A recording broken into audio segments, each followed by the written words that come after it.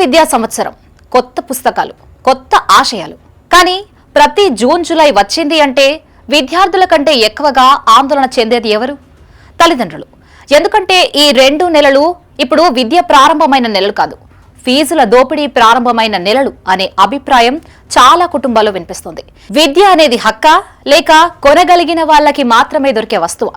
Private విద్యా సంస్థలు నిజంగా నిబంధనల ప్రకారమే నడుస్తున్నాయా లేక ప్రభుత్వ నిబంధనల కంటే తమ నిబంధనలే అమలు చేస్తున్నాయా? తెలంగాణలో విద్యా విధానం, ఫీజుల దోపిడీపై ఏఎస్ఎఫ్ రాష్ట్ర అధ్యక్షుడు కసిరెడ్డి మణికంఠారెడ్డి విశ్లేషణ ఇప్పుడు చూద్దాం. తెలంగాణలో కొత్త విద్యా సంవత్సరం ప్రారంభమైంది. పాఠశాలలు, కళాశాలలు విద్యార్థులతో కలకలలాడుతున్నాయి. అయితే మరోవైపు ఫీజులు, అడ్మిషన్లు, పుస్తకాలు, యూనిఫామ్ల పేరుతో లక్షలాది కుటుంబాలపై భారీ ఆర్థిక భారం పడుతుంది అనే విమర్శలు వినిపిస్తున్నాయి.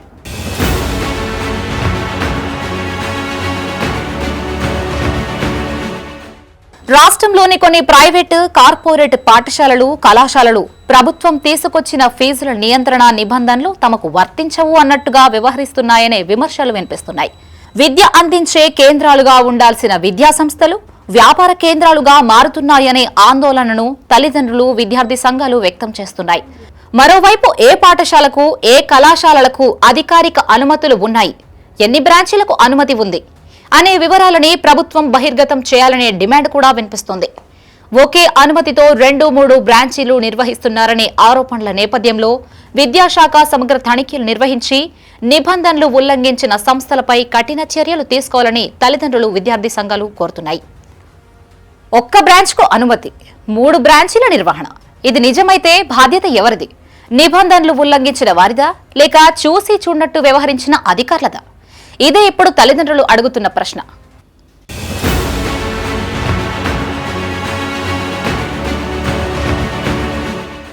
కొన్ని ప్రైవేట్, కార్పొరేట్ విద్యా సంస్థలు ప్రభుత్వం నిర్ణయించిన ఫీజుల నియంత్రణ నిబంధనల్ని పట్టించుకోవడం లేదనే ఆరోపణలు ఉన్నాయి.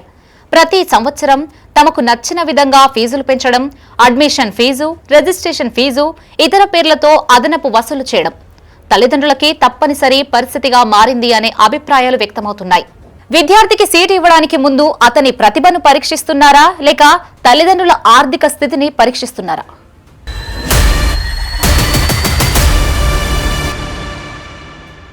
ఆశ్చర్యకరమైన విషయం ఏమిటంటే కొన్ని విద్యాసంస్థలు 1, 2, 3 తరగతుల్లో చేరే చిన్నారులకి కూడా అడ్మిషన్ టెస్టులు నిర్వహిస్తున్నాయనే ఆరోపణలు ఉన్నాయి. టెస్ట్ రాయాలంటే ఫీజు, టెస్టు పాస్ అయితేనే సీటు, లేకపోతే వేరే పాఠశాలల్ని వెతుక్కోవాల్సిందే.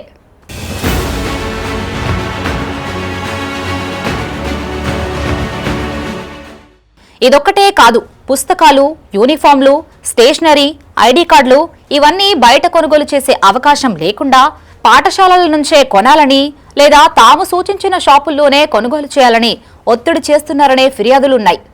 ఒక్కో విద్యార్థిపై ₹1000 అదనపు భారం పడుతోందని తల్లిదండ్రులు చెప్తున్నారు. పాఠశాలలు విద్యను అందిస్తున్నాయా లేక సూపర్ మార్కెట్లుగా మారుతున్నాయా? హాస్టల్ ఫీజులు, బస్ ఫీజులు, ఫోన్ సౌకర్యాల పేరుతో అదనపు ఛార్జీలు. మరోవైపు కొన్ని బస్సులు భద్రతా నిబంధనలు పూర్తిగా పాటించడం లేదనే ఆరోపణలు కూడా ఉన్నాయి. అయితే ఫీజులు పెరుగుతున్నంతగా ఉపాధ్యాయుల జీతాలు మాత్రం పెరగడం లేదని ఉపాధ్యాయ వర్గాలు చెప్తున్నాయి.